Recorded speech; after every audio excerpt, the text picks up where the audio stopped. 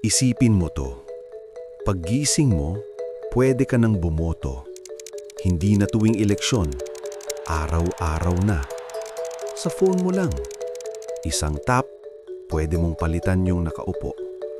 Kahit sino. Mayor, senador, presidente. Pag di mo nagustuhan, tatanggalin agad. Ganun kabilis. Sa una, parang ang saya. Kontrolado mo lahat. Boses mo may epekto agad.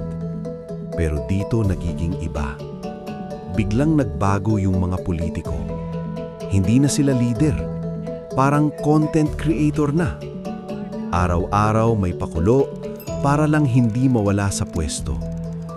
At dahil araw-araw may boto, araw-araw din may napapalitan. Walang tumatagal. Walang plano na natatapos. Hanggang sa hindi mo na alam kung kapangyarihan ba to ng tao o palabas lang para sa atensyon.